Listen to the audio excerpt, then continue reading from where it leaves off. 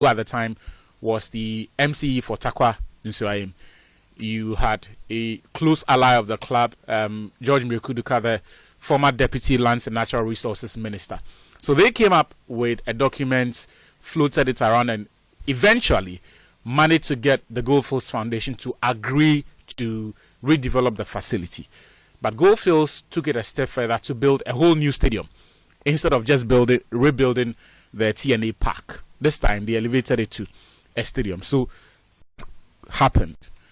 Now, when the facility was about to be completed, remember I did a report here last year that contrary to the convention and the expectation that the Goldfields Foundation were going to hand over the facility to the NSA, some powerful people were flirting with the idea of introducing a consortium to manage the stadium. Goldfields did what they had to do, handed it over to the NSA.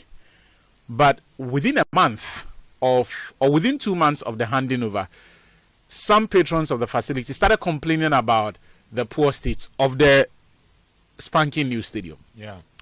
And that essentially was the window or the opportunity that Benjamin Kessie and his people needed. And now they've literally messed up the facility. Is that a fair description of it? It has been messed up. But the funny thing was that this was an unholy alliance of people appointed by the then NPP government, some people we know to be hardcore NDC guys who today are in the NDC government, and a lot of people affiliated with Mediama.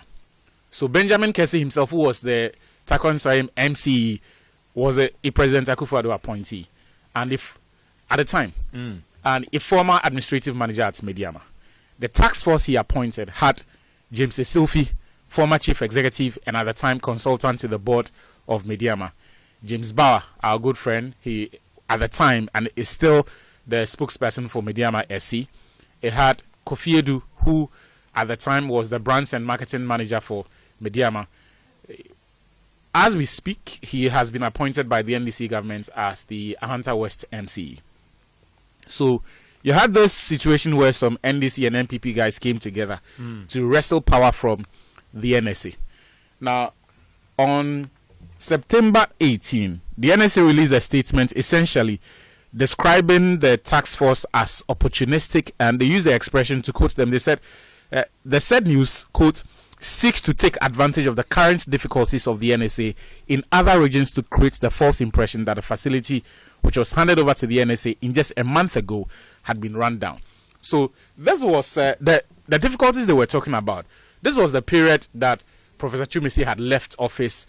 Doji Numukevo had been appointed as the acting capacity, and not long after that, he also was on his way out. So essentially, he was sacked. The NSA did not have a strong leadership at that time. And the sports minister at the time also didn't really seem to care. That is what essentially allowed people close to Mediama to usurp the powers that ordinarily would have belonged to the National Sports Authority. So, I mean, going forward now, because if you look at the the pitch and the pictures that we've seen, it is not something that cannot be improved, recovered. Yeah. Oh, it's something that they can do it. But bottom line is, are you advocating for the facility to return to the NSA? Is that I will not trust them either. So 2 years ago, who do you want to take up the facility now? Goldfields Foundation. 2 years ago, and we had this discussion on Sports Zone. I'm glad Sicho is on the Zoom today. It was myself, Sicho, and friends who were discussing this 2 years ago. And my point has always been, you see, when they did the handing over, they handed over a document that was supposed to have a maintenance plan for the next decade to the National Sports Authority. I don't believe the NSA has demonstrated the capacity to maintain any state-of-the-art facility in this country. That is why I feel that for this one, it would have been important for the Goldfields Foundation themselves. And on Wednesday, I spoke to some members of the foundation, and they share in the disappointment all of us have regarding the current state of the facility. And my point has always been that manage this yourself. If you have to create a consortium, whatever it is, as far as its management is concerned, its day-to-day management, do that job yourself. Of course, you can give the Municipal Assembly and the NSA first right of refusal on its daily use. So if the national team needs the facility, if there is some regional middle league that the Regional Sports Development Office needs to organize in Takwa and they want to use it, they can have access to it. But in terms of managing the key components of it, the pitch, the VIP box, the stands, all the other areas that make up the stadium, I will not trust the NSA. I will not trust the task force. Because look at all of these individuals, and with the greatest of respect to our friends who were on that task force, none of them has the experience or the track record of managing an edifice like that. Even the new task force that has been set up by the new MC, the same. All right, let me bring Mufti in on this one. He hasn't spoken yet. I've also seen Sicho has joined us, and Fent is also on.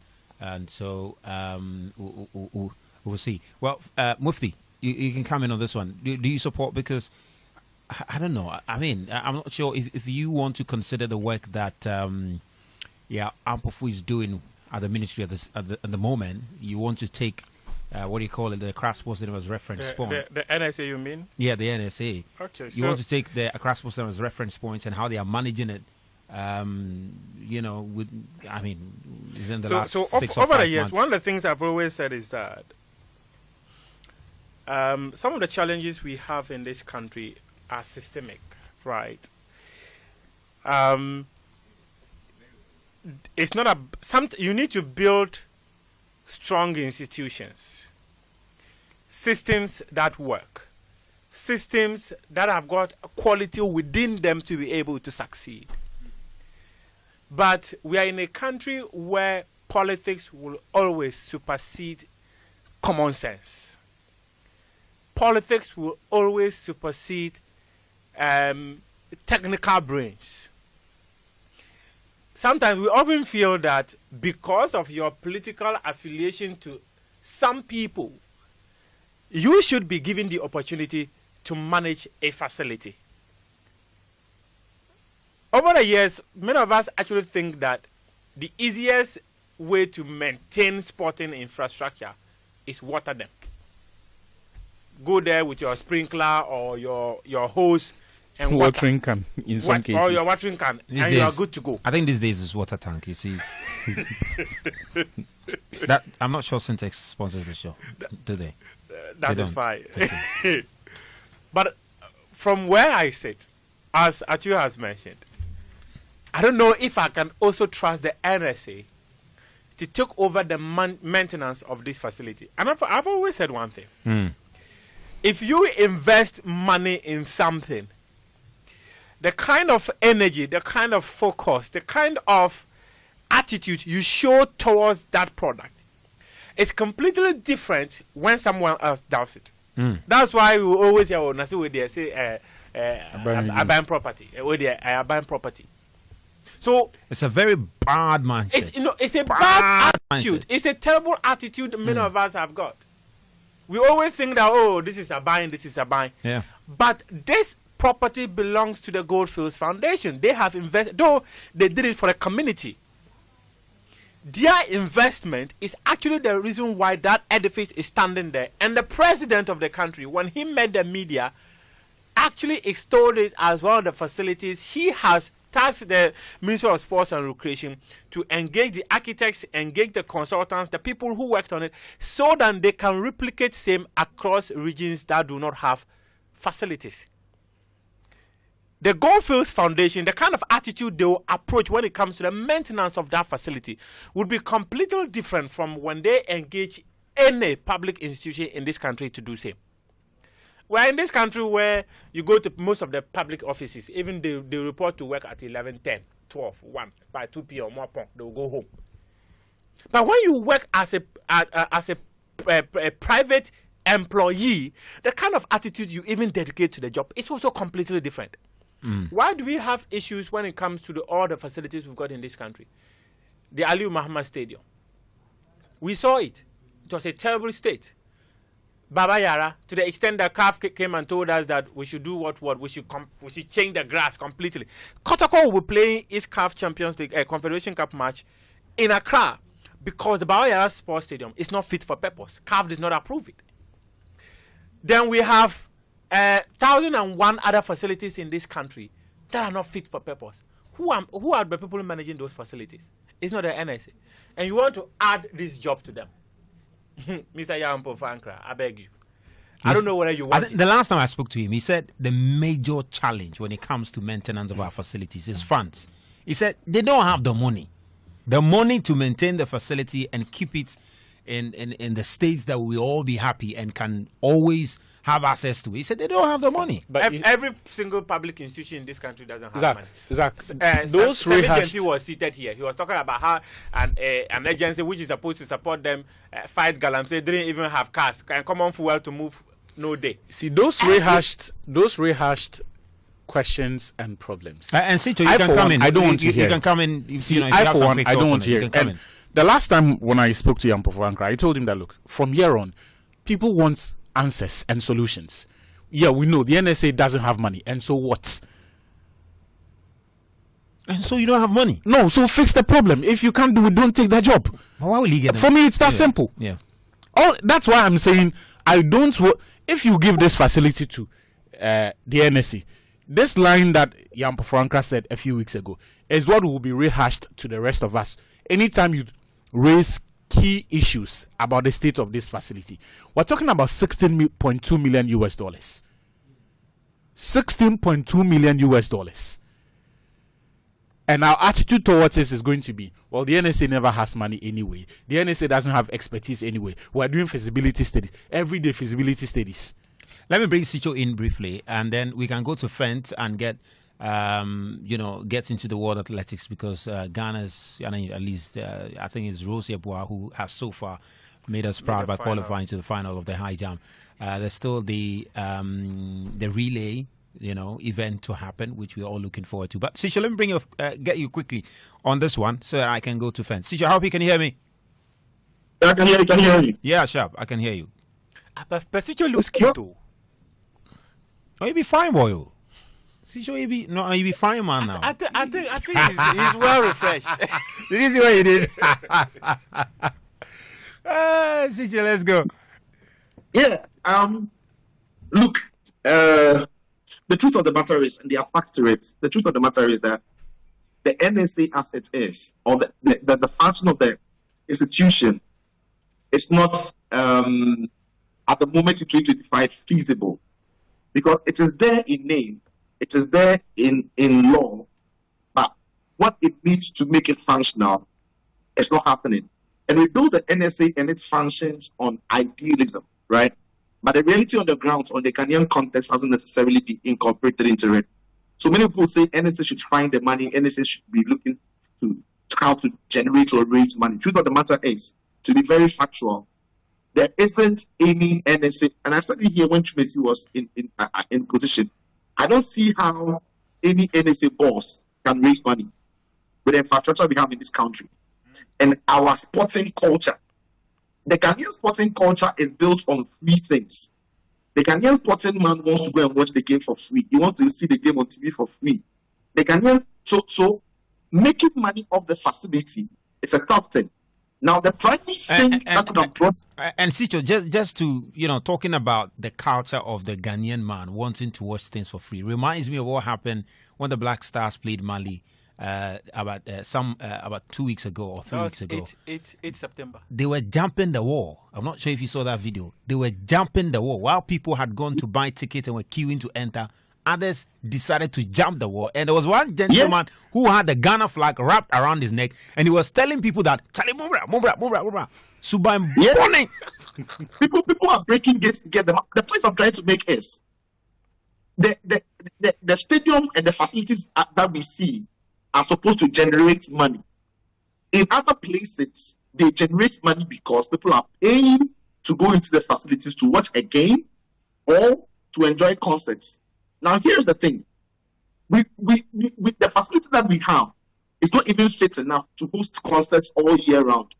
The stadium Barcelona used last season, the Montjuic, When Barca told them that they were not going to use it again this season, and Camp Nou delayed, Barca wanted to go and play there last weekend. But he had been booked for a show. And the conversation was that if the show is done, the pitch won't be football ready. So Barca can't use it, couldn't have used it last week. Now here's the thing. All throughout the year, these facilities are hosting big events. And the event that they are hosting is not only Spanish musicians who are going there to sing. You have people coming from the USA, coming from South Africa, people coming from Africa to come and do their shows there. So all year round, there are shows, there are things happening. At the Accra Sports Stadium and in Ghana, how many people are coming here to use our facilities for big shows? Right? So there's the revenue, the source, the revenue for our facilities in Ghana is very different from what is reported around the world. So the truth of the matter is, what solutions are realistically there to raise money with the facilities as they are? Because one, the facilities are incredibly outdated. They don't have conference rooms fit enough for big conferences. They don't have spaces where corporate Ghana can go and say that I'm hiring this place for 5 days. I'm doing a workshop for my people. They don't have, restaurants where people can go there and have lunch. They don't have anything tourism about it. And this is not a fault of the NSA. This is a system and a structural problem. So truly, when the NSA has a deal with Hearts, Kotoko, and all Ghanaian Premier League clubs that, look, we know you don't have money, so come and use our facilities and let's share revenue. They are hoping that the Ghana football people or GFA or the leagues or the clubs will be able to bring their fans into the stadium. And when they pay the money, they split and they use part of the money to solve the problem that confronts our facility. The truth is, there really is no money for the NSA to run. And I said to Chumesi, and the reason why I had a problem with Chumesi was this. Instead of him to admit that he didn't have money and the problems were the realities on the ground, he kept on defending things that were indefensible. And that is why people thought he was insulting our intelligence. If a pitch is not good, he will tell us it is good. If the stadium is not in good shape, he will tell us it's in good shape. And the honest truth that all Ghanaians must come to accept is that the government as it sits, right, have not necessarily backed the NSA as they should. And the NSA, with the facility that they've been giving, look, if you go to Talo, or if you go to GMPC, or all the or Ghana Gas are dealing directly with gas, which the government is selling for it's a consumable. If you go to Petroleum Commission, it's a consumable. So people are directly buying it for daily use. But the stadium is not the same. NSA's function and what they have to work with is not the same. So for me, I think that the reason why the NSA has not been efficient and effective is because we've copied an idea from people whose football, whose fans and their behavior towards the sports is different, and whose economic structures are different from ours. So it is true. The NSA have not shown that they have the capacity to raise money or the capacity to manage the stadium, and that is why I would be skeptical to hand them the one that BPM has been using in Takwa. But the point then is, if they don't manage, who else will? Personally, I'm disappointed that the TNA stadium has become what it is, because for me, I wanted another person, another group, another body to manage that facility properly, so that all of us would see how it will turn out. Because let's look at this. The Lagos Sports Stadium only recently was renovated for the All African Games. We understand that the University of Ghana is in charge of the stadium as we speak. Is it any better? Is the stadium any better? In truth, when people want to go and rent the place and use it, are they paying the premium money they should pay to use the facility? Because if they charge that amount of money, the truth of the matter is nobody can use the facility. So they have to downprice the price of the facility for people to come and use it. But the problem is they would never raise enough money to be able to maintain it. What they have to do now is to levy students to be able to maintain it. So look, we are in a country where the problem that confronts us, we need to drop the do it, it should have been this, it should have been that, and confront the realities of the matter. That as a country, we don't even need a 40,000 capacity stadium across regions. Maybe we need 15. Maybe we need 12, maybe we need 9, and only one 60,000 capacitor, which is there, and we back it with some money that will always come through for maintenance. Because we can't look, truth is, Ghana as it stands, we can't maintain a sitcom, Kamali, Babayama, and Accra Sports Stadium at the same time. It's not possible. Because what is Kamali Sports Stadium generating? What's the revenue? What would Secondary generate? Accra Sports Stadium, where Hearts of Oak Olympics, Accra Lions and many teams play, how much money do they generate? That is the cracks. Those are the cracks of the matter. That is the reality on the ground, and that is where we have to start finding solutions to. Well, I think very. Until Fancy Gadam has a show at the Ali Mahmoud Stadium. Yeah, you're never going to see the facility. But just a quick one on what Sicho was saying. It's actually very funny. You know, we have used the Legon Stadium twice for Joy Sports Invitational. And I remember one of them, Accra House of Folk were supposed to use the facility around the same time. And we had gone there, we were doing some shoes. House of Folk came and they were complaining. They said they have rented the facility and what. And I pulled out our check because we had just made a commitment payment for the facility. And our commitment payment was actually 50% more than what House of Folk has paid in total to use the facility. Wait, relax. So you mean say the people they charge as fast as folk? Oh, but it'd be normal. It'd be normal. So actually, when the House of Folk people saw our figure, they were like, oh, and they went to have a bill.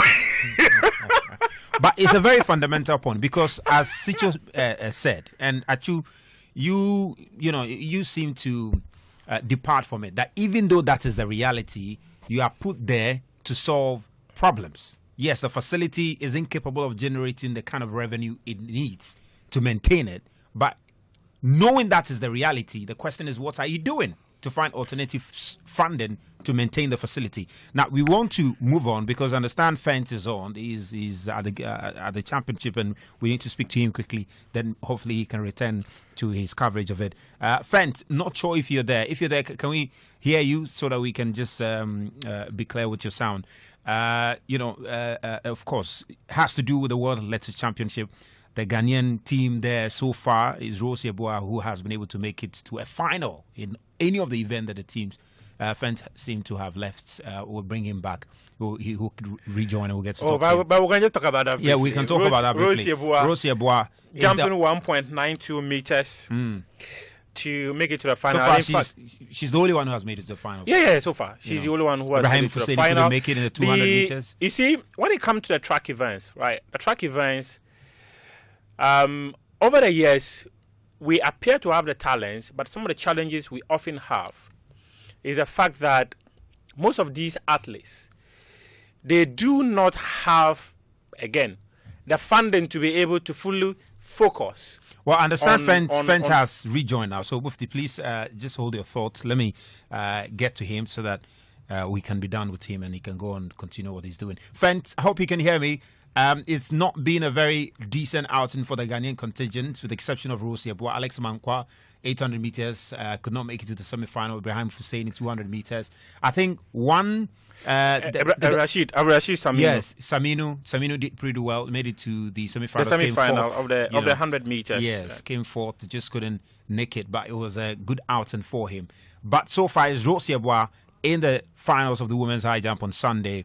And I'm not too sure what her chances are, but so far, okay, just okay. Fent, I hope you can hear me. Maybe the noise I can hear you now. Let's hear from you. I mean, why have our athletes failed to impress? The expectation wasn't too high, but we're hoping they will make us a little more proud than we've seen. I don't think I agree with you that they failed to impress or that they didn't do well. In fact, I've been covering the World Championship since 2019. This is the best World Championship since I started covering in fact, this is the best World Championship for Ghana in 20 years. It's the first time an individual athlete has made the final of any competition with VAO. And I'm sure you are aware of that statistic. In 20 years, not one, male or female, not one individual athlete has made the final of any individual competition until Rose did yesterday. So by comparison, this has been the best championship in my lifetime since I started covering athletics. So congratulations to Rose Amweni-Mayabua, who's made history by becoming the first Ghanaian, male or female, in 20 years to qualify for the finals of an individual event. All the guys that we've been following all these years, none of them has been able to achieve this feat, Musbao. And that is crazy to think about. That the likes of Azamati and Joe Paul and all these very good sprinters we've seen in the past, none of them has managed to make the final of their individual events in the World Championship until Rose Yeboah popped up and did it yesterday. She made history. Of course, we've seen the relay team make the final once in that period in Eugene in 2022. They made the final, and that was the only final, in fact, that any of our teams have made since 2005. So the relay team itself has made one World Championship final in that period. Rose has equaled that record as an individual. And like I said, in my lifetime covering athletics, this is the first time I've celebrated an individual Ghanaian athlete making the final. So as far as I'm concerned with Val, it's been beyond expectation. I am over the moon. I'm absolutely completely overjoyed. Now I get why you were screaming inside the stadium. I mean, okay, good. But then let's narrow in on Rose Yeboah. Let's narrow in on Rose Yeboah. I mean, of course, in terms of, as you said, the following, she's not been one that a lot of people were even paying close attention to. I think we saw what she did at the African Games there. She caught the attention of a lot of people. Let me put this on top. My hand is tired. What did he say? He said someone should bring his ties and put the thing on it. It's kawawa. No, hold it like that. It's okay. Hold it like that. So I said someone should hold the phone for me because my hand was tired. I want to stand like this. His hand is tired, so someone should hold the phone for him. Oh, he's tired. Okay. He's in the mix zone. Okay. So Kawawa is doing that work. He's on the other side. So let him work. So what is Kawawa standing there doing? He's working. He's working. Okay. He's working. He's working. He's working. Anyway, so yeah, friend, I'll say so. Let's Somebody wants to watch me. Let me find my stream for you so you can watch me. I'm a superstar. Back to your question. Yes, Rose. Rose Yeboah. I mean, talk to me about Rose Yeboah, though. We saw at the African Games. Brilliant. That probably that's the first time that a lot of people in Ghana got to hear of her. Talk to me about her journey to making it to the finals of the World Athletics Championship and, achieving the kind of feat she has achieved. Yeah, Razak. Look, to be honest with you, I think Rose Yeboah is the greatest, alongside Badeni and maybe Ali Sanum, female athletes of all time in Ghana's history. This young lady has done absolutely incredible things that have never been done before. She's a one-time World University champion. She holds the World University's record in the high jump. She's a two-time African University champion. She's a two-time African champion. She's a two-time African Games champion. And Rose Yeboah has been unbeaten on the continent of Africa in the women's high jump in 6 years, since 2019, since this young lady emerged onto the scene of the high jump. Nobody has beaten her on the African continent. In fact, go back by 1 year, in 7 years, actually, since 2018. You understand? So there you go. So, it's ridiculous what she's been able to achieve. And she's done it with quite a number of mitigating factors. I think she's probably the most talented athlete we've had in a generation or two. And the circumstances under which she came to compete here are quite disheartening. Yesterday, I'm sure you had the interview. She complained bitterly about the way the last year in particular has gone for her at the Paris Olympic Games, the issues that she faced, not having her coach there. He didn't make the final, obviously. And then after that, She went through quite a lot at her university, but she still managed to finish second in in the NCAA. And get this, Rose Yeboah is also the first Ghanaian ever to win a U.S. Universities Championship competition. And she smashed the championship record, 1.97. The whole American collegiate system, Rose Yeboah is the first Ghanaian ever to win that particular competition in the female category.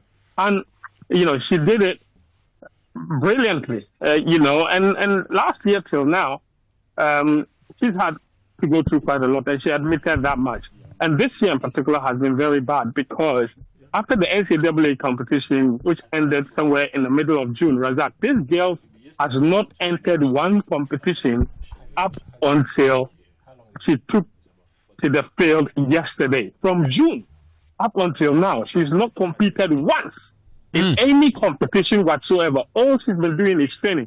And she's not been training with resources from the government or from the Ghana Athletics or from anybody. In fact, her coach, she said, had to cancel his vacation plans with his family to stay with her, to train her at the university. But the state, after she qualified for the championship, contributed absolutely nothing towards her preparation to this competition. He complained about quite a number of things that, might be very unpleasant to put on air because, she said a lot of those things off air. So there's a reason she said them off air. So we need to respect that sort of confidentiality. But the bottom line from everything that she said yesterday was that she's not had enough support. The state hasn't supported her. The government hasn't. She hasn't shown enough support. And she basically seems like she's been left alone with her coach. In fact, she said that her coach, who was present yesterday, by virtue of his presence, was why Rose qualified. Because remember that even at 1.83, Rose knocked down the bar at her first attempt. And then she went to speak to the coach. I took a picture yesterday, a video, and shared it yesterday. The coach came in there with the Ghana flag. And the coach was not even accredited to come and coach at this competition by Ghana Athletics. It was by mere fortune. He happens to be the coach of two other decathletes. And he used one of those decathletes to get accreditation. So his accreditation didn't even come from Ghana Athletics, but he got that accreditation to come and coach Rose. And he coached Rose into a history-making performance yesterday. So listen, I would say this, Raza, I can say that, look, she has shown enough potential. She's shown enough consistency for the state to say, you know what, let's invest in this young lady. Because the only reason she didn't enter any competition between June and now was because she had no resources to go anywhere, to travel to Europe or to enter any competition or take a flight to go and compete anywhere. In fact, she said she had some invitations to go and compete in some Diamond League events. She didn't have the resources to go. So, and this is the thing. This is what the sports funds should be for. This is what the state needs to be doing. This is where we need to be getting involved. We need to be committed to sports development. But I think when it comes to athletes, it's very simple. Just, Achille and I, we've spoken about this a lot. UK Athletics is doing it with funding from UK Lottery. Basically set up a fund and make sure that all of these athletes can access that fund using some performance indexes. So for someone like Rose, who has shown enough consistency over the years, if you qualify for a major competition, give the athletes a certain amount of money to prepare them. If they go to the competition and they perform to a certain level, let's say make the final, you make another fund available for them to continue to develop. All the athletes that are qualified, Samin, Ibrahim Hussein, none of them received a peswa to go towards their preparation. The only thing we did akin to preparation was take the relay team to a 10-day camp in Texas before they got here. But what about the individual athletes? Understand? What about the individual athletes? And that Sharika just walks in past. Fortunately, she's stopped for us. She's got bronze in the women's 200-meter relay. So I'm not sure if you guys have a second, we could just take her thoughts on what she makes of her competition before we go on. We don't have a second. We have an hour. Go ahead. Just hold on for me real quick. So you've been hearing from Fentio from Tokyo, and he's just trying to get in touch with Sharika, who won the bronze medal. Really up and down here this year, but I am grateful I am standing on the podium again. And I'm happy. How this year has been difficult for you? How that and what the accomplishment actually mean for you? I think most of it was mental because once you get hurt and then the mental aspect of that, it plays on my mind. So I think most of this year I worked on my mental health a lot, and I showed up tonight. I just wanted to put the pieces together. Tonight I wasn't a gold medalist, but I leave in here with a faithful bronze medal. What's next for you? Oh, we have the 4x1 and then go have some fun. Tell us about it, because it looks like a new young talent in there. The Clayton sisters. Killian is in there. You're still in there. Talk about that fun. Honestly, I've said this last year because last year I don't want to say younger sister, but Tia made the Olympic final at 19, and that's good because at 19 a lot of persons weren't at the Olympic Games. So for her to make the final last year, and then this year her sister got the silver medal in the 100, I think it's really, really good. And Shelly, as I said, Shelly closed her campaign here, which is really, really heart.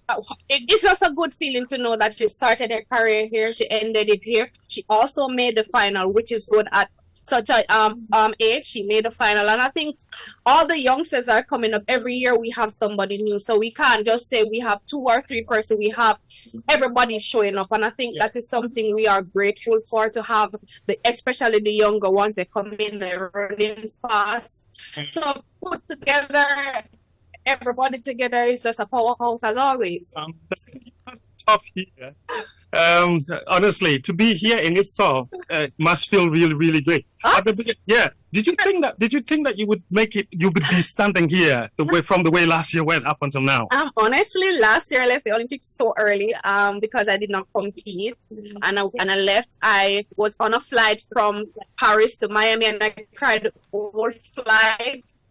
But as I said, regardless, we have to show up. As I said, my mental aspect was damaged badly, and I had to get that intact. And I think by standing here is just a testimony. I am healthy this year, so I can't really focus on last year. Last year is gone. I can't take back that year. But this year I said I wanted to fix my mental state. I am here and I'm happy and I'm grateful. So regardless, even if I had not gotten a medal, just by showing up and being here healthy, is a win for me. Sharika Blake wins the 100-meter title. Kishan on the podium. Brian is in there in the 200. Yourself in the 200. It looks like there's some fire in the belly for the Jamaican. Definitely, and you also miss Tina. She also you also miss that. But I think it's a really good feeling. As I said, most of them are very young. So just because I think Oblique is like 23. So all of them, minus me, because I'm 31, but all of them are very young, and to know that they came on this big stage and performed so well, I think they have a lot more in store.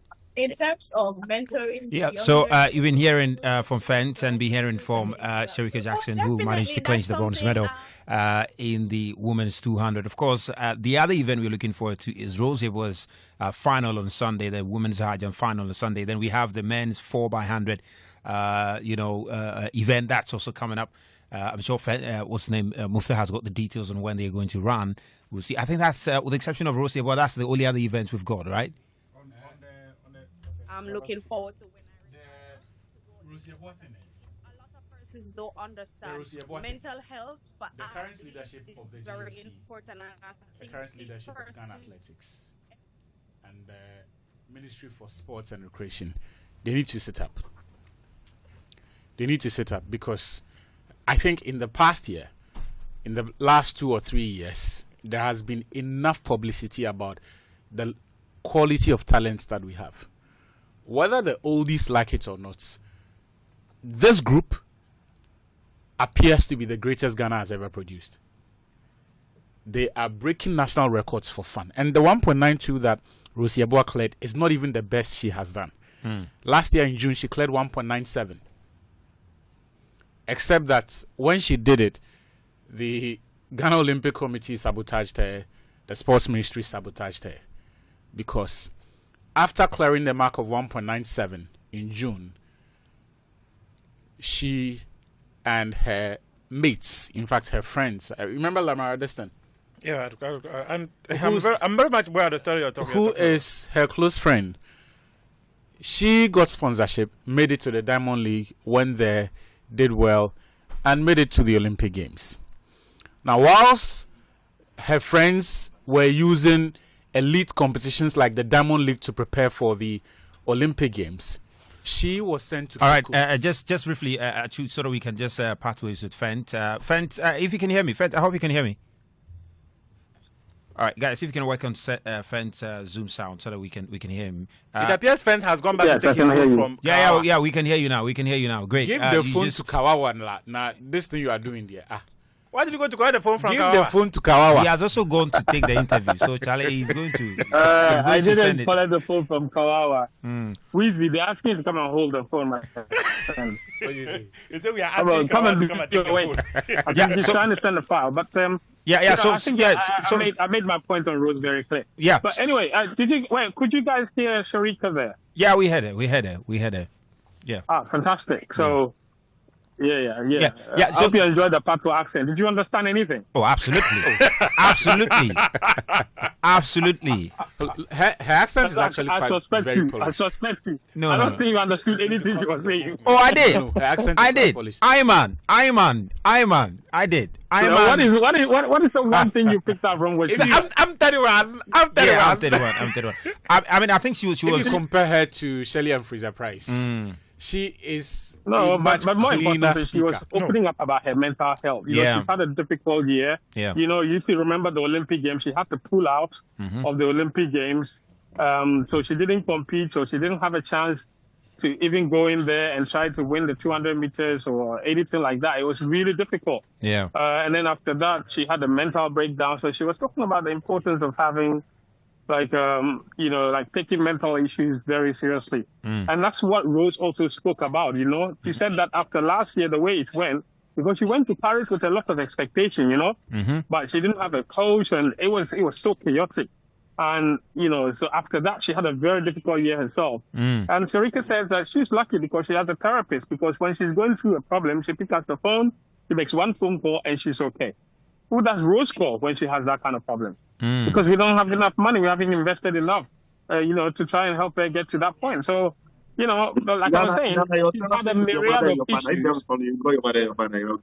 Wait, what's Kwawa says what? Or you call your pastor or your imam. Okay, Sicho. Anyway. So, so Fen, let's talk about the 4 by I 100. think Sicho's point is very valid. In Ghana, when you have issues, you have to call your pastor or your man on what. But they have physiotherapy. It is well. Yeah, Fen, let's talk about the 4 by 100 men, the event coming up. Any chance, the team repeating what they did in Oregon? It's going to be very difficult. I've seen the heats. You've seen the team where they find themselves. We've run the slowest time amongst all the teams that are in Ghana's heat, and on top of that, we also have a really bad lane. Lane 2 is not great in relays or in any sprint event. Lane 2 is pretty bad. Contrary to what many. Let me ask you something. We say it's a 400-meter track, which means that scientifically across every angle, There's it ends up being 400 meter. It's Why do not- you have a it's good track? equal, Why do you have a yes. bad track? Why do you have a So good let track? me. and a bad track? It's a good question. Let me explain to you. You know, in running, it's like in every battle, even in football. You know how, like in defense, when you're defending against a striker, you want to feel the striker. So positioning is important. Like you want to see, you want to have a sense of where they are. Right. Thing is, when you are on the inside lane or on the outside lane, so lane 9 or in lane 2, you're unable to really see what's happening exactly. So you're unable to see what's happening around you. So you're unable to time your runs very well. It's So important focus on because yourself. Focus on yourself. Just run. everything. But you see, you can focus on yourself, but everything is a calculation, because when you see, look, I'll give you a good example. Yesterday, the 400 meters, right? The 400-meter final. You see, Boyako Ndore, I don't know if you watched it. He came from behind to win, to get the bronze. Remember, he came from nowhere. And after the race, he said the reason he gave it everything, he said by about 70 meters to the end of the race, he he looked in front and he saw that his teammate was right in front. He was going to win gold, and it looked like he was so far off. So he just took off and threw everything at the race. So sometimes being aware of your opponent's position can really help your performance. It helps you, manage the race better, because everything is about management. Every race is about management. Once you are competing against people, you can't just focus on yourself. You have to focus on the opponent too. You have to see what the opponent is also doing. Unfortunately, when you are in lane 1, lane 2, or out in lane 8, it's incredibly difficult. It's not that it can't be done, obviously, like I said. We've seen people win from those lanes. But we're saying that it makes exactly. It makes it extra difficult for you. And I think Ghana and that's why, and I don't understand Alexis at this point, because especially when it comes to lane assignment. So that's why the best athletes, when you get the best time, you get lane 5. In fact, you get lane 4, 5, 6. So if you check, lane 4, 5, 6 are always occupied by the fastest runners. Those lanes are seen as reward for your fast time. So they give you the best lanes. So that's why in the heats, you find a lot of athletes trying to run to win those heats so that they can get better lanes in the subsequent races. Because if you don't win, if you have the slowest time going into a final, you're going to get a bad lane. They're either going to be put in lane 1 or shunted out to lane 8. So, and there's a reason that is the case. And you have a point when you say, okay, it's equal. So it could be a mix. It could be a myriad of things. But the bottom line is, once the athletes believe that it's tough, mentally it's always going to be tough. It works, exactly. So that's the situation with regard to where we find ourselves in that lane. And I think, and we've run. So the reason we are in lane 1 is because we have the slowest time among all the other 8 contenders in the relays this season, and that's the problem. But they had 10 days to work on baton changes. Since they came here, they've had another 7 days to work on baton changes. So I hope that they've done enough to sort that out. Because if they can get the baton changes right, I think they will be able to make the final. The top 3 make the final, plus the 2 fastest losers. So we can finish 4th or even 5th. But if our heat is fast enough, we can still finish in those positions and make the final. We've not made the final since Eugene. Budapest, 2 of the relay athletes got injured, and we pulled out of the relay, so we didn't even run. Then we went to Paris, and we saw how the baton change went. It didn't end well either. So we desperately need this. Remember that Joe Paul came here specifically only for the relays. So since day 1, he's been waiting and waiting and waiting and waiting and waiting and waiting. Tomorrow is finally his day. He didn't qualify for the individual event, so all he's got is the relay, and it has to work. It has to work. Azamati ran on the first day, didn't make it out. So from the first day, Saturday up to tomorrow, that's 1 week he's had rest. The only one who's competed since is Rashid and Husseini, and those 2 should also be looking sharp. So hopefully it all comes together for them tomorrow, and I think they need that. It has to come together for them. If not, we could be seeing we could be seeing the end of what has been an incredible era for our relay team, with Azamati and Joe Paul constantly at the helm of it, having led this team to incredible things. They've made people believe in running again. They've made people believe in athletics again. And whatever happens tomorrow, I think they deserve their due, because they brought the entire country very much interested. Because up until Azamati and Joe Paul and Coach showed up in 2019, we hadn't been excited about athletics for quite a bit, if we are being honest with ourselves. Those guys have brought a lot of interest back. And I think that in itself can serve as the springboard for us to invest even further in athletics going forwards. Friend, thank you very much. Thank you very much for joining us. I just wanted you to touch briefly, maybe in 1 minute or 2, on in terms of the general outlook, the performance. I think, what's his name? Lars just won the 200 meters. He retained his title. But this is the greatest, one of the greatest African athletes of all time. Okay? Yeah, one of the greatest the continent has ever produced. Ladies and gentlemen, Fabrice Zango. Give it up for him. I'm live on radio in Ghana, yeah? Yeah, say big shouts to everyone. Yeah. He's a doctor, man. He has a PhD. The only athlete with a PhD. That's crazy. You are so smart. You're so smart. God bless you. God bless you for everything. Fabrice Zango, he finished 7th in the triple jump. He's a former world champion, to be honest, but he's coming to the end of his career. He said this will be his last ever championship, and then he'll call it a day. But he's another athlete that has inspired a generation of jumpers in Burkina Faso. And you can see they had Matt Kuala here as well, one of the female triple jumpers from Burkina Faso. In fact, the only one from Africa that was here. And that is all the impact and all the inspiration provided by Fabrice Zango. And quite all of these other jumpers are coming along as a result. And this is what we are talking about, when athletes spring up, they can inspire a generation. Hopefully our generation is inspired, and then we can invest and reap the results.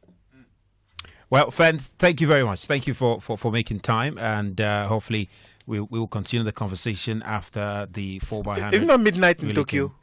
No, today you're lucky. It's only 11:26, so it's not midnight yet. 11:26 p.m. Yes, and we're still in the mix zone. By the time we leave here to get to the train station, it's past midnight. The trains close at midnight. If we don't make it to the train station at midnight, we have to walk to the hotel or take a taxi. The taxi is very expensive. If we take a taxi, then we can have to go and clean toilets to make enough money to be able to buy food for the rest of the day. Thank you. Or Sicho has to send me money, or else Yawa has come. All right, thank you, Vince. Thank you very much. Anyway, guys, you still listen to Game Plan here. You heard from Fan, join us all the way from Tokyo, Japan, where the World Athletics Championship is happening. And, of course, Game Plan, big thanks to Platinum, Petrosol Platinum Energy, energizing your dreams, Betway, Getway more. They've been supporting us. We want your messages to come through. I'm going to hear briefly from Machu. He wanted to touch a bit on Rosebo, then we can switch to some football action that happened in the course of the week in the Champions League. And, of course, talking about football action, the CAF Confederations Cup is here. The much anticipated first preliminary round of the CAF Confederations Cup take place this Sunday, 21st of September. As at the Crash Sports Stadium featuring Kumasi Asante Kotoko and Kwara United of Nigeria. Fans can enjoy thrilling football action with ticket rates set at 50 Ghana cedis for the popular stand, 70 Ghana cedis for the center line, and 100 Ghana cedis for lower VIP and 150 for upper VIP. So make sure you don't miss this very exciting clash as two giants of African football battle for glory. Come in your numbers and cheer your favorite club to victory. And of course, it's all about Kumasi Asante Kotoko, Wukuma Pema Apimbeba. What a way to honor the memory of Nana Kunedu Yadom III, Kotoko. Crash Sports Stadium this Sunday. Make sure you get your ticket. And of course, you can buy the ticket at the front decks of Joy FM. Come to Joy FM and you can get the ticket. I'm not sure if Achu want to show some generosity. But anyway, we'll see how that works out. There's one aspect of what you just said that I don't like. Which is? They say come in your numbers and cheer your favorite club. Do you have any other favorite club? The only club that must win that day is Kotoko. That's why I emphasize it. Yes, it is only Kotoko that matters. Yeah. Kwara United, if we go to Kwara and they want to Kwara as they should stay. Well, while talking about Kwara United, we are also telling you that we want you to listen to this one because now, do you know anybody who has finished writing their exams? BC, SHS, anybody? Yes. Relax. BC, they are now trying to sort out their placement, but still, they are part of it. So if I know anyone who has... Do you know anyone who has finished writing Wasi? Wasi, yes. I have a message for you. My cousin. Achu, anybody? No. In fact, don't say my cousin. Actually, my nephew. Your nephew? Yeah. Actually, nobody. You sure? Yeah. Esther. No, Esther. Will you write it? Which Esther? Shout out to Mubarak. He's my nephew. Yeah. All right, man. So if you finish writing your exams, listen to this. The stress is over now, and it's time for our SHS leavers to step into the next chapter of their lives in style. And of course, we're introducing Pens Down Level Up 2025, happening the 18th of October at the breathtaking Bonsu Eco Park. Now, if you're a parent out there and your water just finished writing the Awasi exam, listen to this. This is not just another fun trip. It's an educational experience where your wards will receive first-hand guidance from Ghana's top universities on admissions, course selection and career path. Trusted reps will be on ground to answer all the important questions before your child take the next big leap.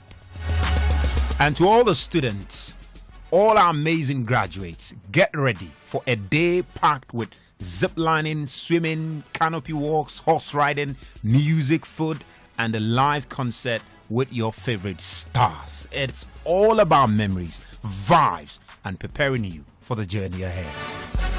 And of course, to all the companies out there, all our value partners, this is where you meet Ghana's next generation face to face.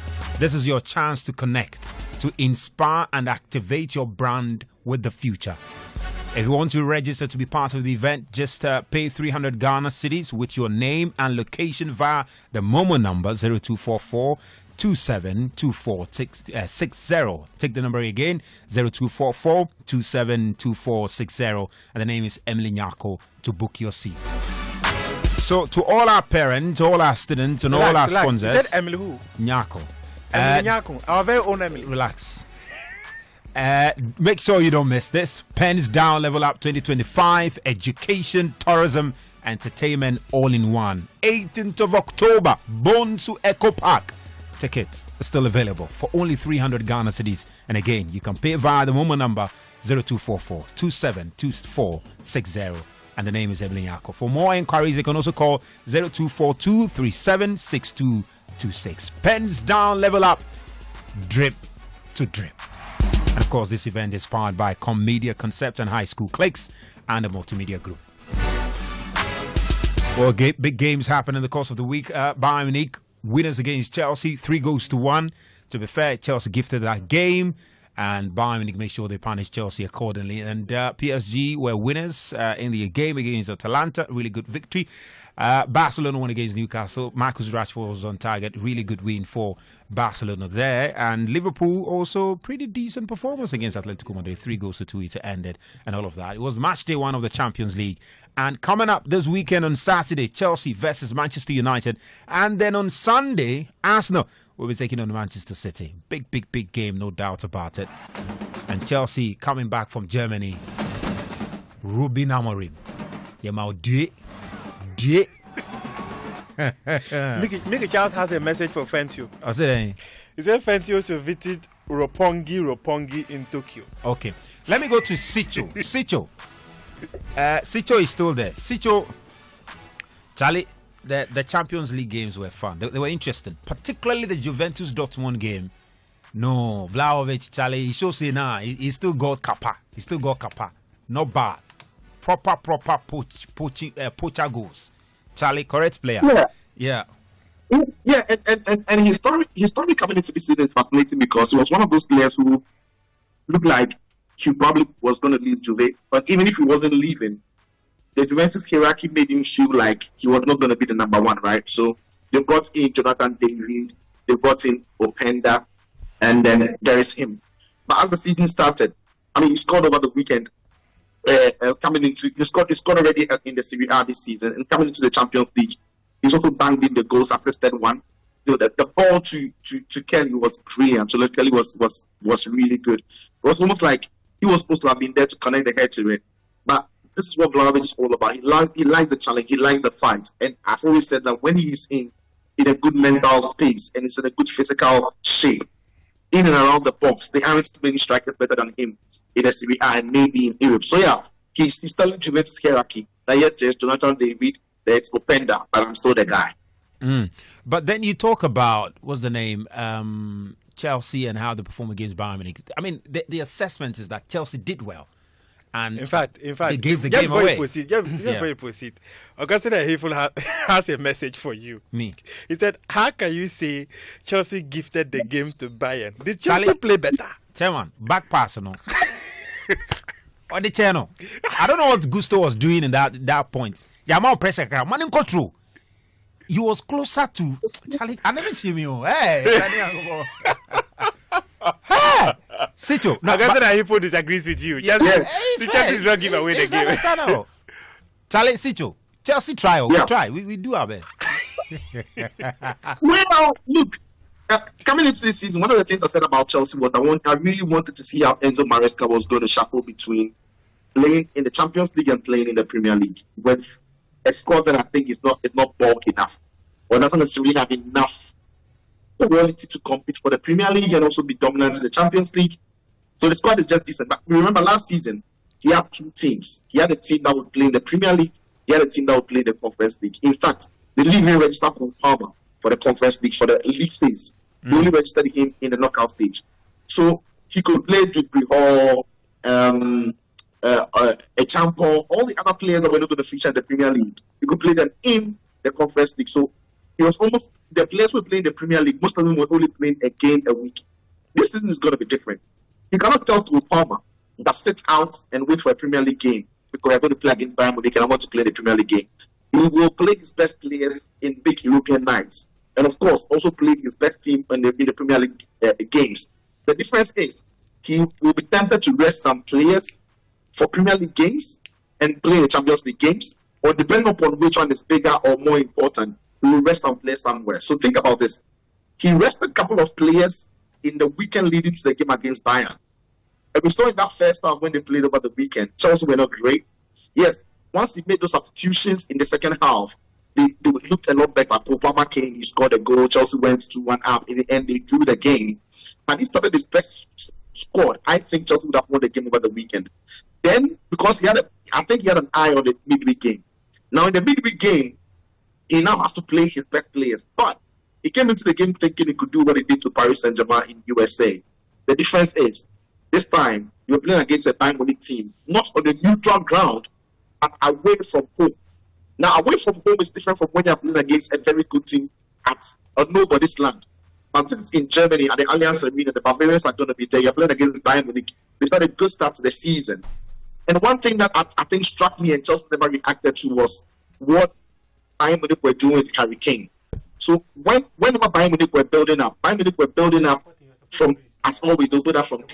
But Harry Kane was the number 9, was never really the number 9 when Bayern Munich were on the ball and building up. So Harry Kane could drop as deep as alongside one centre half or the number 6. So in every phase of the build-up, Harry Kane was helping to create an overload. But what made it even more dangerous for Chelsea was that whenever Harry Kane dropped into the middle of the park, he dropped alongside Caicedo, and that meant that, and remember, Serge was playing the number 10 predominantly. So if Gnabry is in his number 10 position, and Harry Kane is also dropping into that position, then Caicedo and Rhys James are occupied. So Caicedo is keeping an eye on Harry Kane, who has dropped, and then Rhys James is keeping an eye on Serge Gnabry or Luis Diaz, depending upon if they switched their positions.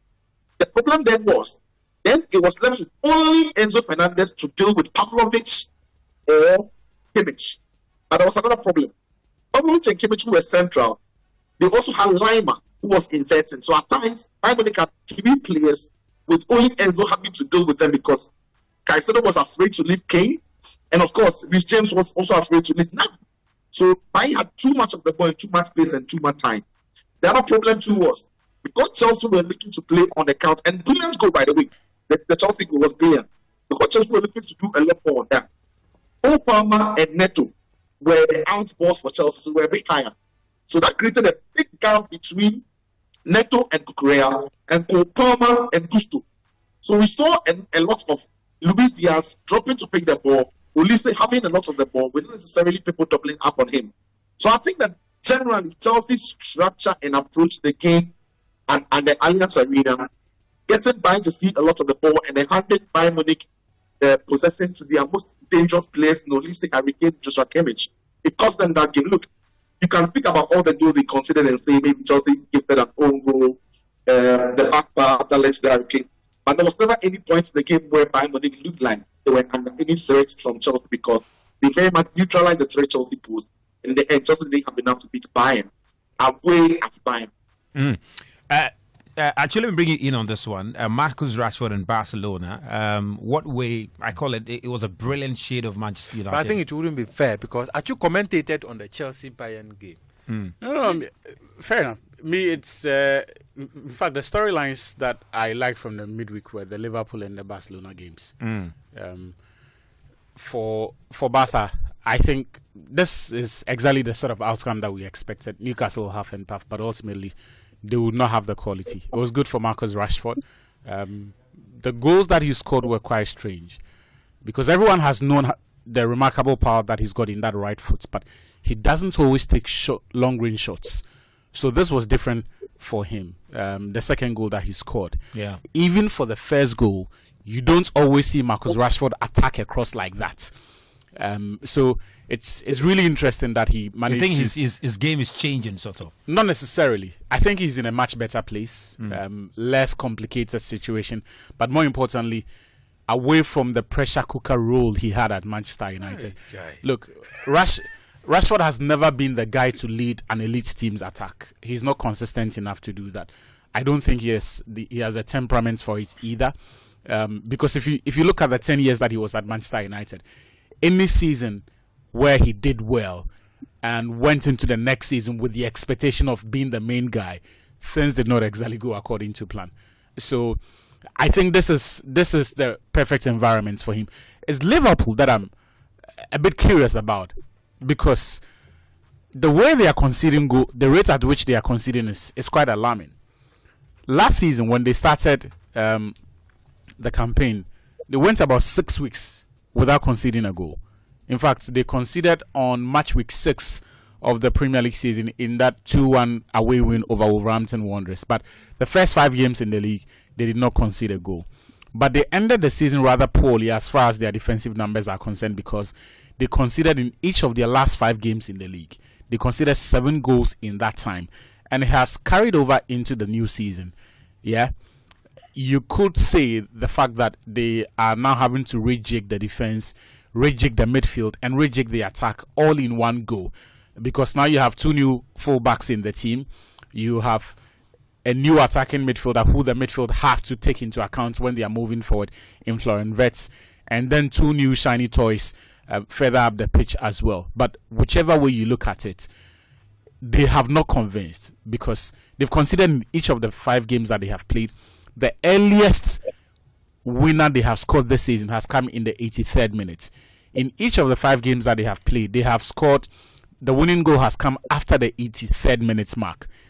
In 3 of those games, they've had to score in stoppage time. And I thought if there was a game where they could take advantage of and change the narrative, Atletico Madrid was the perfect opponent, because they are not an ultra offensive team. They came into this game on a terrible form. They had not won a game in the opening 3 games of the season. Liverpool scored 2 quick goals to start the game. So you thought that, look, it had all the makings of a shift from norm. But somehow they've managed to concede again. And I suspect this will continue for a while. For the time being, they would have to take consolation from the fact that they keep winning games. No matter how difficult it is, they keep winning games. I also noticed the strange debut of Alexander Isak. So he looked pretty sharp for someone who has not been active all season.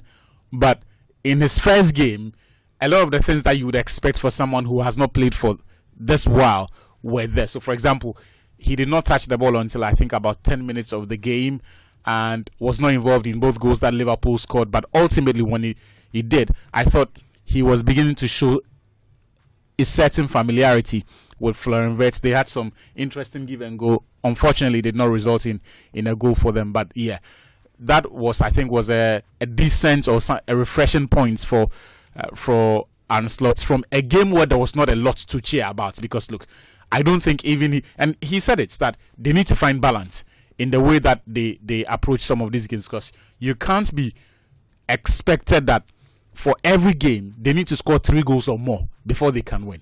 It is not sustainable, and he needs to find a solution to that before it's... Yeah, I'm just looking at Liverpool's last 5 games, the results, I think, spanning from the Premier League. First game against Bournemouth, won 4-2 against Newcastle. The second game, 3-2, they won that game.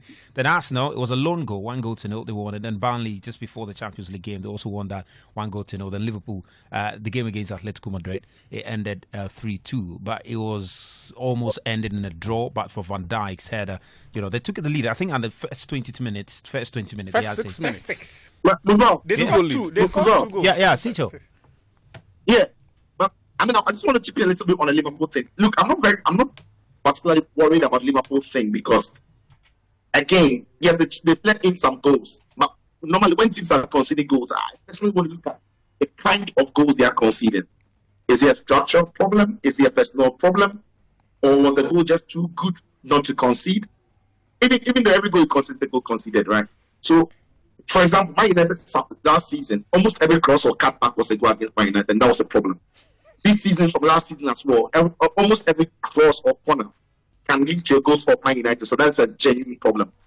For all the goals Liverpool have conceded this season, I don't think they are meaning in there. That has to do with a structural problem. So I'm not going to blame Arne Slot on it. I'm not going to say it's a problem for Liverpool. I think some players are going to be a lot better.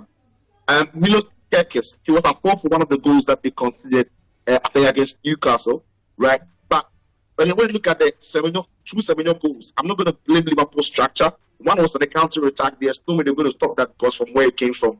One was just a sheer brilliant individual goal by Antoine Semenyo. And when you look at Atletico Madrid goals as well, the first one, in my opinion, should be offside. I think Griezmann was quite clearly blocking the view of Alisson, who couldn't have seen the ball at the time the ball was being played, and couldn't have decided where to even dive onto the ball was moving close to Griezmann. So that was unfortunate. Then the Marcus Llorente goal as well. There's no way Liverpool defend that goal. It's a shot from the end of the box. It deflects. Goalkeeper can't save that. So for me, if the goals they were conceding were from a structural issue, teams are breaking them down in a certain way that is consistent, then I have an issue. But I think all of this is going to fix itself. Liverpool are not necessarily playing well as a unit yet, but they are getting the goals, and they are getting the win. That's the mark of a good team. So wait till when Liverpool look like they've arrived and everything is in place. That is where they become a lot more dangerous. So yeah, they are conceding. I get that, but I'm not worried. Yeah, well, let's see how they fare. So that's it. Well, let me just do this one. We'll go for a quick break, and we'll come back. We'll try and wrap up with the games coming up this weekend. And, okay, let me just do this one. Just remind you of the CAF Confederations Cup game happening on Sunday, Kotoko vs Kwara United. We're inviting all of you to come to the Joy FM front decks and get a ticket. Of course, it's not for free. Popular standards, 50 Ghana cedis. And you get, center line, 70 Ghana cedis. And VIP, lower VIP, 100 Ghana, and upper VIP, 150 Ghana cedis. If you're a Kotoko fan, this should be nothing for you. You should just get it, buy more for people. All Kotoko fans. I think Mufta is a Kotoko fan. Last time he mentioned it. So let's see. No, I am a Kotoko fan, actually. Yeah, great. So, when they lose matches, I suffer. This one there. Up to now? Up to now? Sometimes I try to detach myself, but football is bad though. Football can kill you. So make sure you come for the ticket available at the front decks of Joy FM. So make sure you come for it. I'm just going to take a quick 10. I want to come back. We'll wrap it up with the games happening this weekend. All right. So this is still game plan. To you, Mufta. I'm sure. Yeah, of course. I was coming to you to talk about the CAF Confederations Cup. Bibiani Gold Stars against JS Kabili and Kotoko against Kwara United. In recent times, the performance of Ghanaian clubs when it comes to CAF Interclub football competition have been quite disappointing, apart from the fact that we saw Dreams FC make it to the semi-final. The other clubs have always struggled. My very own Kumasi Asante Kotoko over the years have struggled against the likes of MC Oyulma, Kadiago, Kara Brazzaville. I remember the Kara Brazzaville match. I couldn't even write my match report because of how the team missed the penalties and all that.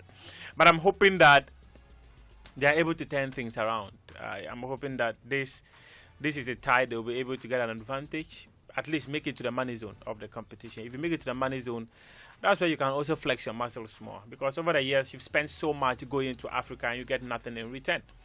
So making it to the money zone will be critical. I've gone through the numbers of Kwara United. Not too exciting. I've gone through the numbers of GS Kabile. In fact, in the last 5 matches, GS Kabile haven't won one. So I think that Gold Stars should fancy their chances. But football is a sport that in fact, the footballers will tell you that they know they talk true.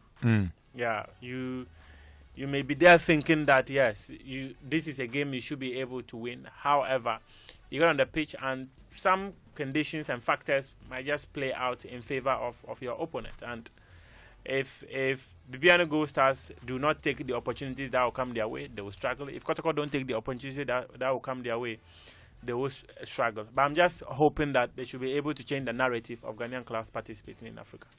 We'll see how they'll fare, and you can come to the Joy from Phone Dex for your tickets to the game between Kotoko and Kwara United. 50 Ghana cedis, popular stand, 70 center line, and of course lower VIPs 100 Ghana, 150 the big boys.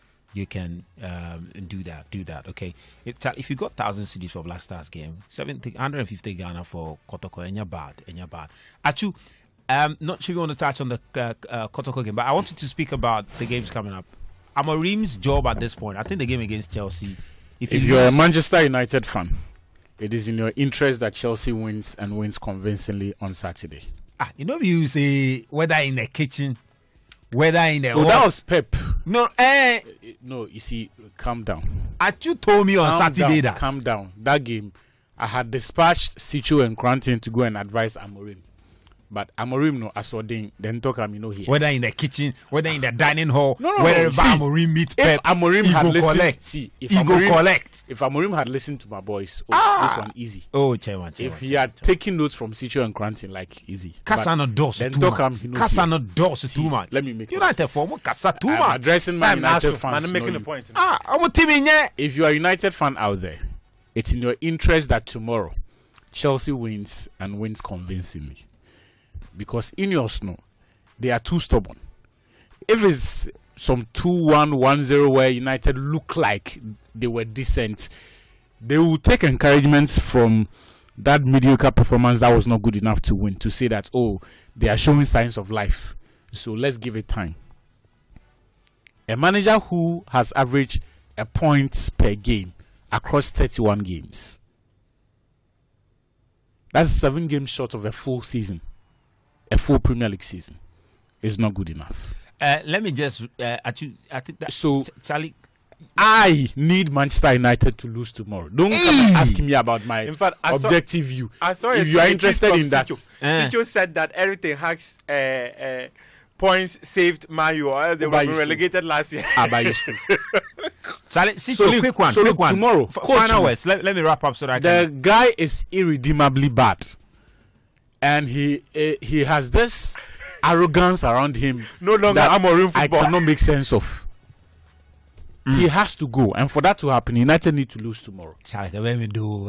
You bomb me 5 years. Charlie, Sicho, give me some predictions. Quick one, then I just wrap up. Quick predictions. Sunday, Arsenal City. I think Chelsea will win, and I think Arsenal as well would either win or draw. Yeah. Well, let's see. Chelsea win is a very important one. Charlie, one more bear 6. Bear 6 mean I'm far. I'm far. I'm only more a bad boy. Anyway, guys, thank you very much for being part of the show. Really appreciate Petrosol Platinum Energy, energizing your dreams, and Betway, Getway more. They've been our partners today. Game plan was brought to you by them. We'll be back again same time next week Friday, and we'll have some good fun. Anyway, well, that's it.